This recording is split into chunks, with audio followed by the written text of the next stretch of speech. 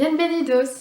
Esta tarde presentamos un programa exclusivo en el que acorremos a una mujer que empieza nuestra vida en California.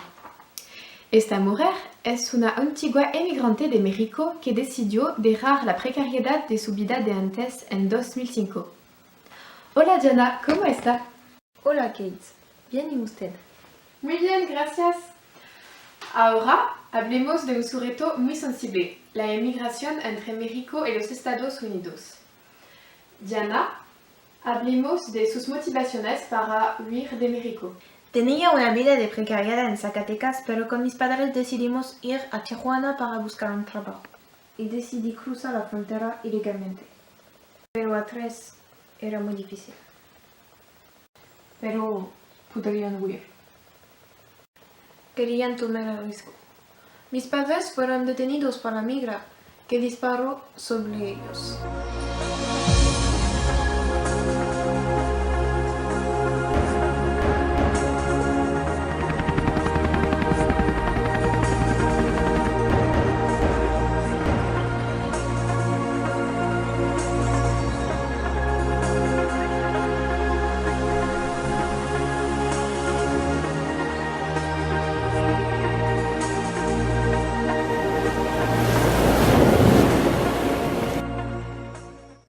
Todas mis condolencias.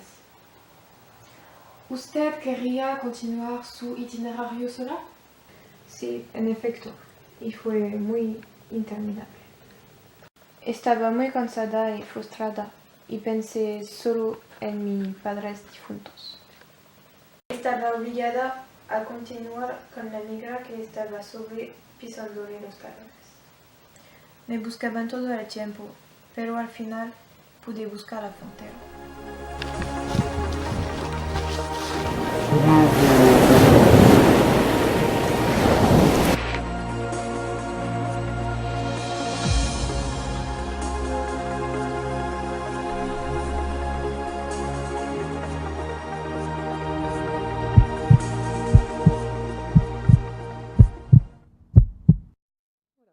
Muy bien.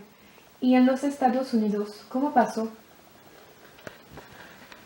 Al final encontré un número de teléfono y encontré a mi prima norteamericana que vive en California. ¿Y usted ha conseguido un contrato? Sí, vivía con mi prima que me ayudó a conseguir un contrato. Somos muy felices por usted. Usted es una mujer muy fuerte. Pero ahora podemos entender la visión de Carlos Solís, un especialista de la inmigración de América Latina. Hola, Carlos. Hola, Kate. Usted puede dar elementos sobre lo que pasa en México y los Estados Unidos.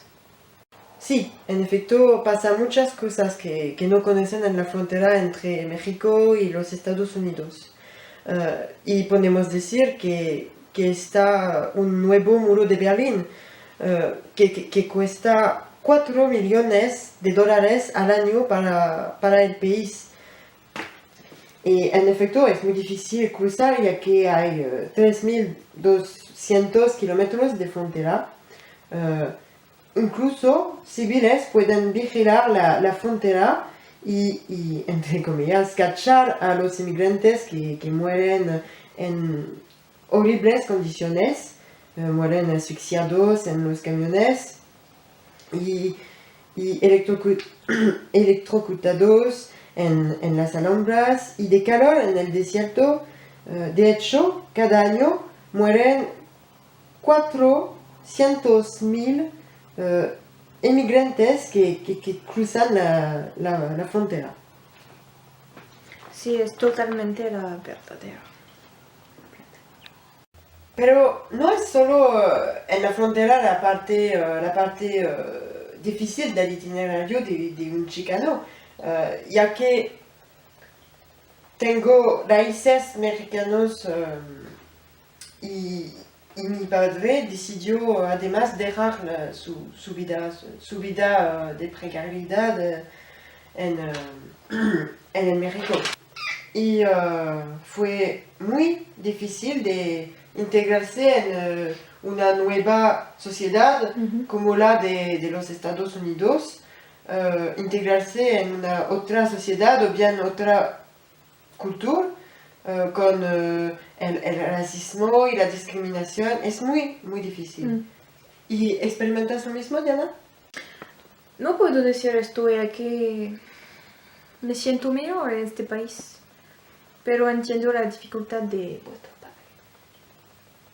Muy bien, tenemos dos visiones muy fuertes y objetivas que nos muestran las dificultades del chicano para conocer una vida mejor y sobre todo normal, para subvenir en un mundo de injusticias con un choque cultural.